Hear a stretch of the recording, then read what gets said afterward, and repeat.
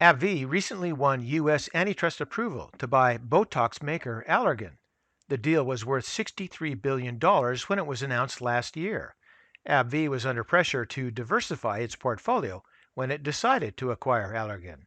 The deal gives AbbVie control over the profitable wrinkle treatment Botox and buys time to develop new growth before its arthritis treatment Humira loses U.S. patent protection. So while AbbVie and the rest of us are still under lockdown, let's take a look.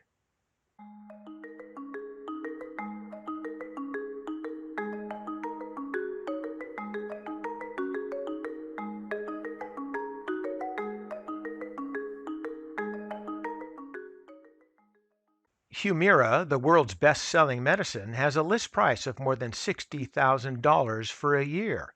In the most recent quarter, Humira sales were $4.7 billion. This is despite declining sales outside the United States, where it has begun facing competition. In order to win the approval from the Federal Trade Commission, the company said they agreed to various divestments. The deal was previously approved by the European Union in January, but for the U.S. FTC approval, it's politics as usual. In the vote for approval, 3 Republicans voted in favor and 2 Democrats voted against approval. A 3-2 vote is still a win. However, the companies must still await approval from the Irish High Court to close the deal. The Irish High Court was scheduled to hear the matter this week. It's not known when an announcement from the High Court will come. So, while you AbbVie investors sit on the fence, let's take a look at our charts. And today we're going to look at one chart, which is the monthly chart on AbbVie. And the symbol for AbbVie is ABBV. And for disclosure purposes, I don't hold any shares of AbbVie at this time. And we're looking at the monthly chart because that smooths out all of the volatility that we've had here recently. But as you can see from that bottom there in mid-2019, it hit that top. It came back down here to a similar level. It didn't go further than that previous bottom, which is good news. And now it's back up here to $84.22. Moving on down here into the MAC.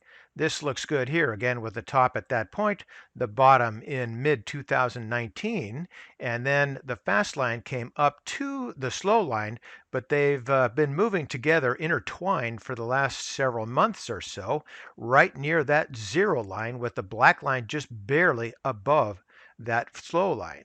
Moving down here, you can kind of see that here in the histogram perhaps, all the way down here, back on up, but a slight positive right there.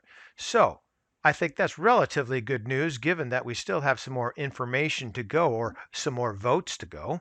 But here in the price rate of change, you can see that I think the market is looking for a favorable vote. So it came on down here and it's moving on up. It's right near that zero line.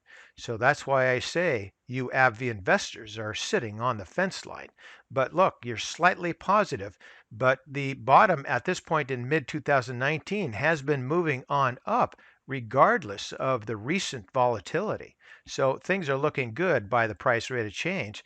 Same thing for the relative strength index here. Again, nice little basing and bottom and moving on up. It's slightly above that 50 or midline at a 53.62, but hey, that's a win. I'll take that.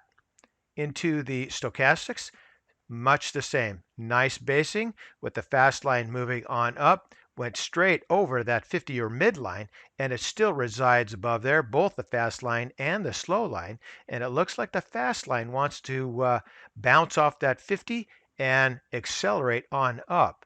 Now, only time will tell, but so far, most of the oscillators are looking favorable. And the Williams, same thing. Nice basing, and boom, shot up here. It did come down with that volatility, but right back up above that 50 or midline.